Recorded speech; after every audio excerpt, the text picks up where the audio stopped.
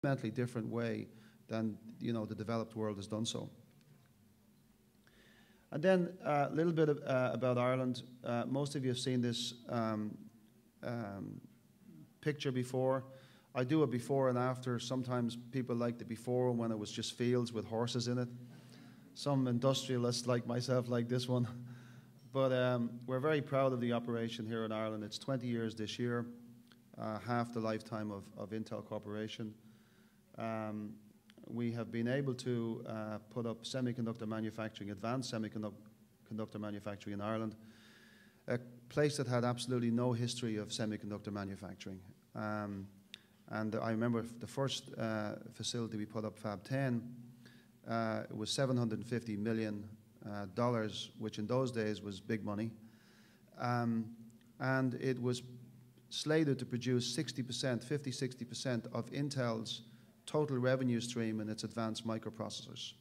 So picture a scenario where the CEO of the company and the board are making a decision to invest in a country that they have pretty much no experience of, with a workforce that has zero semiconductor manufacturing experience, with a management team that has zero semiconductor manufacturing experience, and betting that they'll be able to bring that facility up in 2 years flawlessly with absolutely fantastic yields, with great costs, and do it in such a way that 50% of the company's revenue is on the line. That's an unbelievable gamble, and those guys made that gamble. I'm delighted to say we were able to, I'm still here, so we were able to rise to that particular challenge. And an old boss of mine used to say that no great deed goes unpunished. So because we did such a great job on that, we got to do it a few times more with Fab 14 and Fab 24 and Fab 24.2, and I'm hopeful that in the future we'll have some additional facilities coming along stream. I mentioned earlier on that I'd show you a couple of examples. It's not an Intel set of files if we don't have numbers and pictures going down or up, arrows going down or up, so forgive me for that. But just to give you a little bit of a flavor for the things we talk about: water, waste, electricity, energy, natural gas. Our operations have been increasing in their unit of production, unit of output over the years. But at the same time, in terms of the absolute consumption of things like water, waste, electricity, energy, and natural gas, it's going down. And the reason for that is we've been able to deploy technology that's been able to create efficiencies for us. We've been able to create an awareness in our employee base that it's really important to do this stuff, and the waste is a great example of that. For example, if you go around an Intel facility in Ireland, there are no waste bins. We don't have waste bins in cubicles. We have central points where people bring their waste to, and we have it dispositioned in such a way that it can be deployed easily in terms of separation and so on. Now that's a simple kind of a thing that each of our employees like to do because they have a connection between their responsibilities as just people who occupy the space and the value system that we have in Intel. Electricity, I think, is another great example. Be part of the reason, this idea of needs must.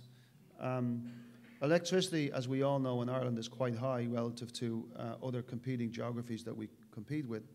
So therefore, it's more, if you like, important for us to be leaders in energy efficiency, because it's an imperative for us, because every unit of energy that we create an efficiency on, it gives it a disproportionate benefit. So we've been leaders in energy consumption. And one of the things I'd like to leave you with, and if you're ever out in Intel, you're welcome to have a look around. But one of the things we've done is broken a paradigm. And the paradigm is that electricity is a fixed cost or a fixed deployed asset. Because ours is a capital-intensive business, and there are many thousands of pieces of equipment in the building, and the building is very energy demanding. For many years in Intel, it was assumed that the electricity consumption of these systems was fixed. In other words, whether you're running the tool or not running the tool, the same energy was deployed to it. And we've been able to bend the curve on that by going in and re-engineering the way those tools are set up and how they are deployed in terms of being up to production and not up to production, or in idle states or waiting on production, There's about 4 or 5 different energy sources typically to these tools, so you can actually go in and modulate the subsets of those energy sources. So there's a whole bunch of things that you can do that engineers just absolutely love to do.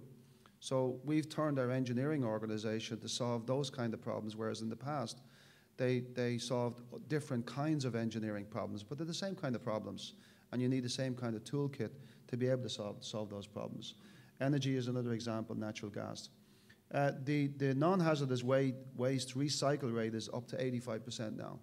So that's pretty astounding. It's probably a best in class, certainly in Ireland.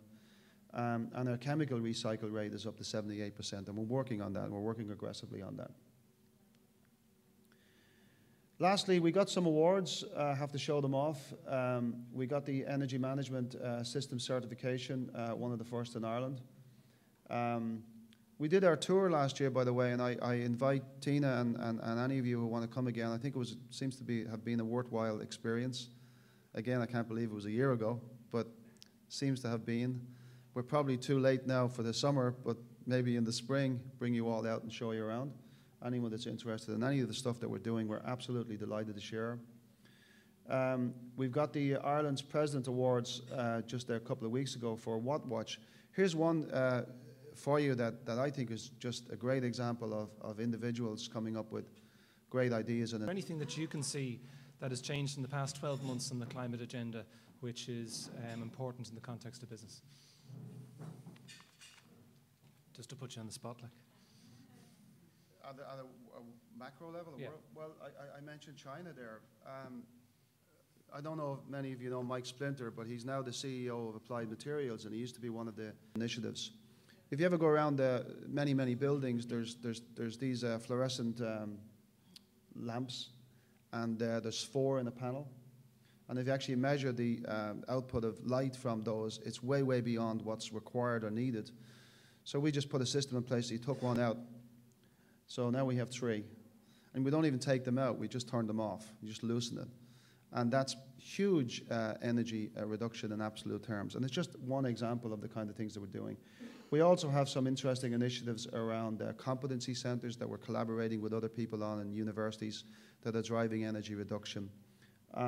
Again, these are just a snapshot of some of the things. I'm pretty proud of what we've done in terms of our contribution to the environment at Intel. And again, what I'd stress to you and to everybody is I don't think there's any conflict between this kind of stuff and making a very profitable and competitive environment. There is no, in my humble opinion, any conflict between those two objectives. Thank you very much.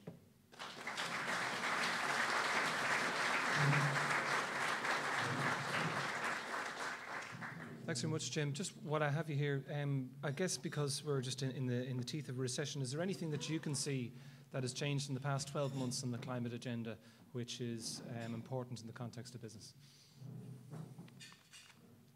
Just to put you on the spot, like.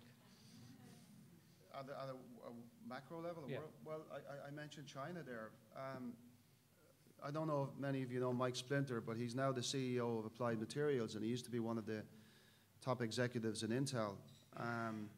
And he's been in the print media recently, basically making the assertion that I made earlier on that there's a realization, particularly in China and emerging economies, that even in the face of recessions and as these things happen, if you look at recessions, they're like debt and taxes. They're always going to be with us. It's just a matter of which year it's going to be and how long it's going to be between this one and the next one.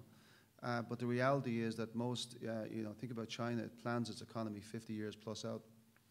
And what they're looking at now is the reality that if they build out their economy the way the Western world has built out their economy, then they'll be very rich, but they'll be very unhappy because they'll be totally polluted.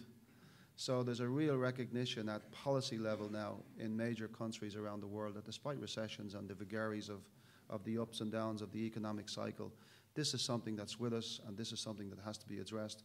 And it has to be addressed as a policy and a long-term view. And I think it will make sense, both in terms of profitability, sustainability, but most importantly, is for the quality of lives for the citizens of those countries.